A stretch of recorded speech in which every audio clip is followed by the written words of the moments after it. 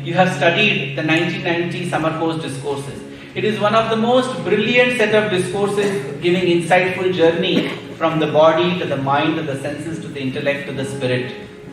If we are able to understand that journey inward, the manifestation outward, that's the way it happens.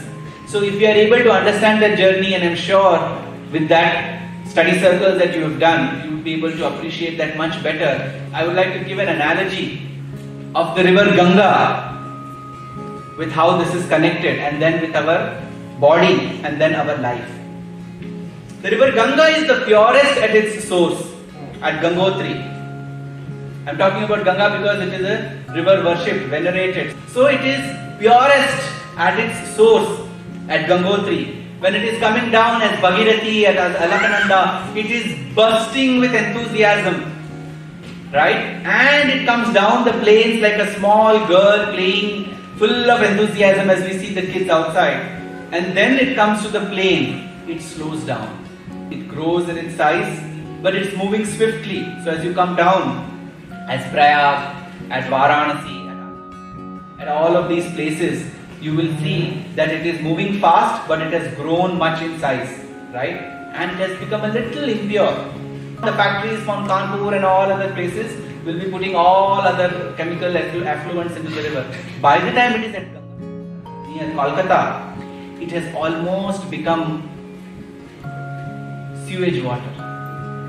Because it has become so dirty with all the negativities of the society getting into it, and it has become so slow because it has increased so much. All the rivers have come into the Ganges, right? So this is the journey of the Ganga. How is it connected to our journey in life? When we are young as kids, we are so enthusiastic, we are so active, we are so innocent, we are so pure. As we grow, that speed level reduces, the purity level also goes down because we have all the accumulations of the world coming into us. And as we grow older, Swami said, from a two-legged human being, you become a centipede. Two-legged human being, after marriage 4 legs, 2 children, 8 legs, their wives 16 legs, their children 32 legs. By the time you are 100 years old, you have to take all of these people together, you have become a centipede.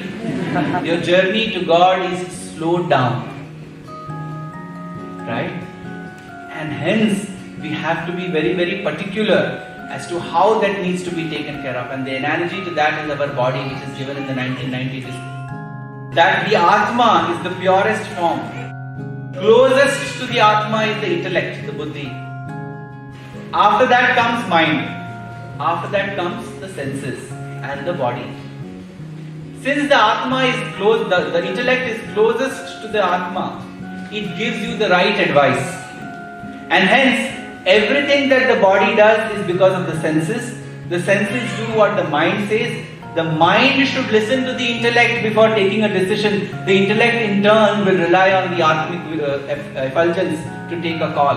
That is the kind of programming that we need to follow while taking every decision. Otherwise, what happens? The levels of impurity, and that's why the levels of impurity are the highest at the body level, lesser at the senses, still lesser at the mind, lowest at the intellect, and of course the Atma is beyond all of that. That is the kind of analogy so that we understand the principle of Shaucha or purity.